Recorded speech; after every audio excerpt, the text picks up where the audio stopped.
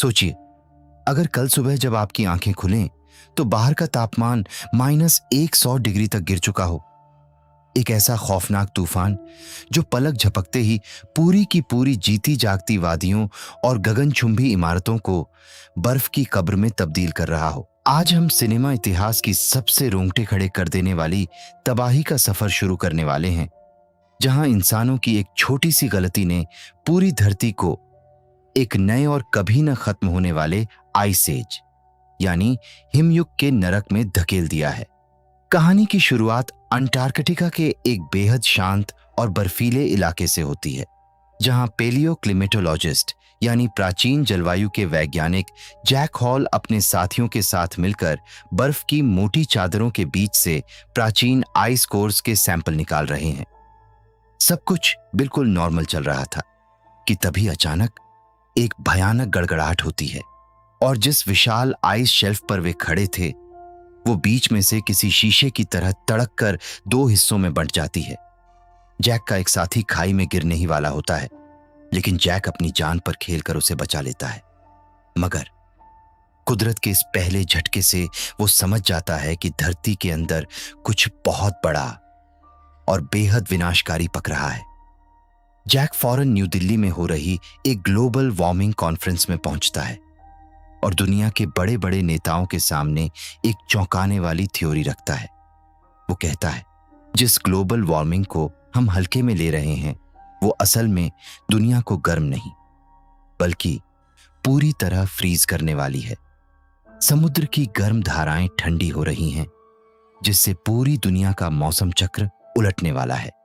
लेकिन वहां बैठा अमेरिका का वाइस प्रेसिडेंट बेकर जैक का मजाक उड़ाते हुए कहता है, हमारी इकोनॉमी इतनी कमजोर नहीं है कि हम एक थ्योरी के पीछे अरबों डॉलर खर्च कर दें।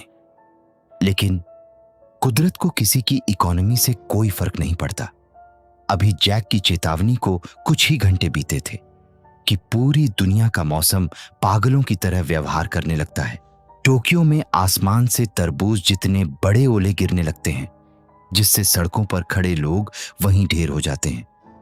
दूसरी तरफ स्कॉटलैंड के मौसम केंद्र में प्रोफेसर रैप्सन हैरान रह जाते हैं जब उन्हें पता चलता है कि समुद्र का तापमान अचानक कई डिग्री नीचे गिर चुका है। लेकिन तबाही की सबसे खौफनाक तस्वीर लॉस एंजलिस से सामने आती है, जहां एक साथ दर्जनों विशाल बवंडर उठते हैं और देखते ही देखते पूरी हॉलीवुड सिटी को मलबे के ढेर में बदल देते हैं। बड़ी बड़ी इमारतें तिनके की तरह हवा में उड़ रही हैं। इन सब के बीच जैक का बेटा सैम अपने दोस्तों ब्रायन और लॉरा के साथ एक एकेडमिक क्विज के लिए न्यूयॉर्क शहर पहुंचा हुआ है। न्यूयॉर्क में लगातार मूसलाधार बारिश हो रही है कि यहां हालात ठीक नहीं हैं। लेकिन उसे क्या पता था कि न्यूयॉर्क का रेलवे स्टेशन और पूरा का पूरा शहर अब कुछ ही पलों में पानी के एक ऐसे विशाल सैलाब में डूबने वाला है जिसके आगे इंसान की हर तकनीक घुटने टेक देगी। न्यूयॉर्क की गगनचुंबी इमारतों के बीच पानी का एक ऐसा खौफनाक सैलाब दाखिल होता है जिसे देखकर वहां मौजूद लोगों की रूह कांप जाती है। समुद्र का पानी किसी भूखे मगरमच्छ की तरह पूरी सिटी को निगलने के लिए आगे बढ़ रहा है। सैम, लॉरा और ब्रायन जान बचाने के लिए न्यूयॉर्क पब्लिक लाइब्रेरी की तरफ भागते हैं। पानी इतनी रफ्तार से पीछे आ रहा है कि सड़क पर खड़ी गाड़ियां खिलौनों की तरह तैरने लगती हैं। भागते वक्त लॉरा का पैर एक डूबी हुई कार में फंस जाता है और वो वहीं गिर पड़ती है, एक पल का भी इंतजार किए बिना। लेकिन बाहर पूरा न्यूयॉर्क शहर पानी के एक विशाल समंदर में तब्दील हो चुका है, जहां सिर्फ इमारतों की ऊपरी मंजिलें ही नजर आ रही हैं। इसी दौरान अंटार्कटिका में जैक के पास स्कॉटलैंड के प्रोफेसर रैप्सन का एक बेहद अर्जेंट सैटेलाइट फोन आता है। जो खबर वो सुनाते हैं वो जैक के पैरों तले से जमीन खिसका देती है। सैटेलाइट तस्वीरों में पूरी पृथ्वी के ऊपर 3 विशालकाय चक्रवाती तूफान बनते हुए दिखाई दे रहे हैं, जो उत्तरी गोलार्ध यानी कनाडा, यूरोप और पूरे अमेरिका को अपनी चपेट में ले रहे हैं। इन तूफानों का केंद्र इतना खतरनाक है कि वो अंतरिक्ष की जमा देने वाली -150 डिग्री की ठंडी हवा को सीधे नीचे खींच रहा है, जिससे जो भी चीज इस तूफान के संपर्क में आएगी वो 1 सेकंड के 1000वें हिस्से में पत्थर की तरह जम जाएगी। जैक तुरंत वॉशिंगटन में अमेरिकी सरकार के टॉप ऑफिशियल्स और प्रेसिडेंट के साथ मीटिंग करता है। वो नक्शे पर एक लाल लाइन खींचता है और एक ऐसा कड़ा फैसला सुनाता है जिसे सुनकर वाइस प्रेसिडेंट के होश उड़ जाते हैं। जैक कहता है, इस लाइन के ऊपर जितने भी राज्य हैं वहां के लोगों को बचाना अब नामुमकिन है। अगर वे बाहर निकलेंगे तो तूफान की चपेट में आकर जम जाएंगे। इसीलिए सरकार को सिर्फ दक्षिणी राज्यों के लोगों को तुरंत मेक्सिको की तरफ इवैक्यूएट करना चाहिए। जब वाइस प्रेसिडेंट कहता है कि हम आधे अमेरिका को मरने के लिए नहीं छोड़ सकते, इसी बीच जैक को पता चलता है कि उसका बेटा सैम उसी मौत के इलाके यानी न्यूयॉर्क में फंसा हुआ है। अपने 2 जांबाज साथियों के साथ वो वॉशिंगटन से पैदल ही न्यूयॉर्क के उस बर्फीले नरक की तरफ निकल पड़ता है जहां जाना सीधे मौत के मुंह में कूदने जैसा था। उधर न्यूयॉर्क की लाइब्रेरी में फंसे लोग देखते हैं कि बाहर का पानी अब धीरे धीरे बर्फ में बदलने लगा है।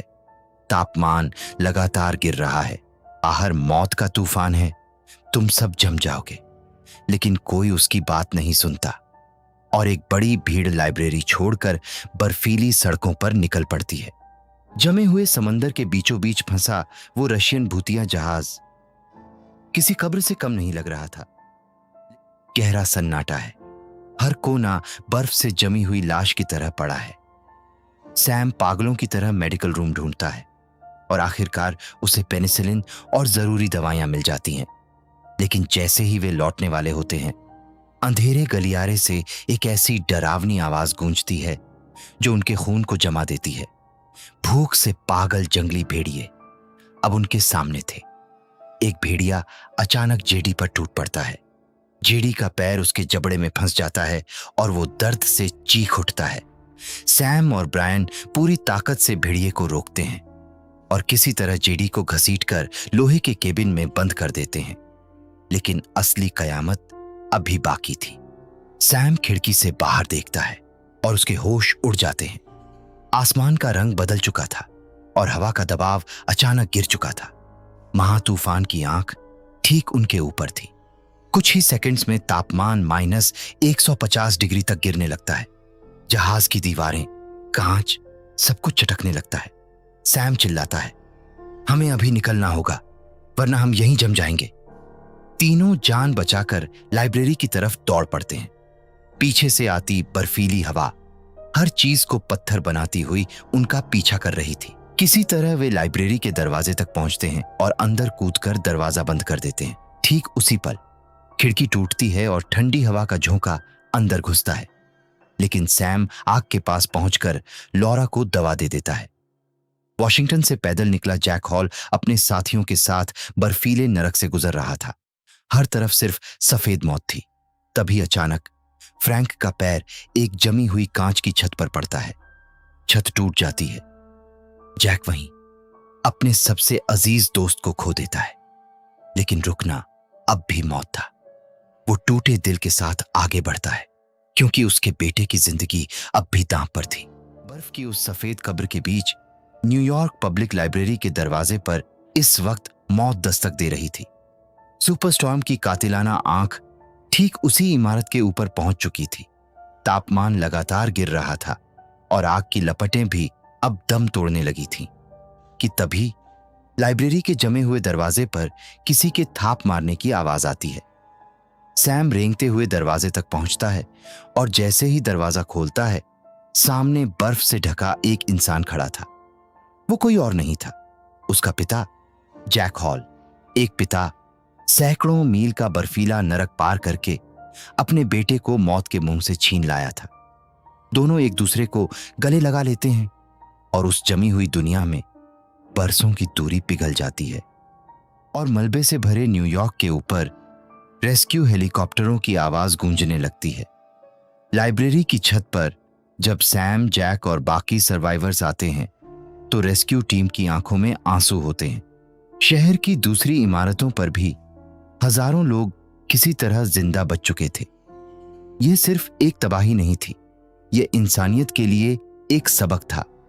अंतरिक्ष से, स्पेस स्टेशन पर मौजूद अंतरिक्ष यात्री धरती को देखते हैं तो पूरी उत्तरी पृथ्वी बर्फ की एक सफेद चादर में लिपटी हुई दिखाई देती है। हवाएं शांत हो चुकी थीं, लेकिन इंसानियत अब एक नए युग में प्रवेश कर चुकी थी। क्लोजिंग। कुदरत ने हमें साफ चेतावनी दे दी है।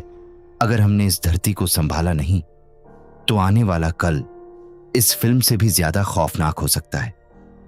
तो दोस्तों, क्या जैक हॉल की यह कहानी और एक पिता का यह सफर आपके दिल को छू गया? अपनी राय कमेंट में जरूर बताना और ऐसी ही और धमाकेदार कहानियों के लिए चैनल को सब्सक्राइब करना मत भूलना। मिलते हैं अगली वीडियो में। तब तक के लिए अलविदा।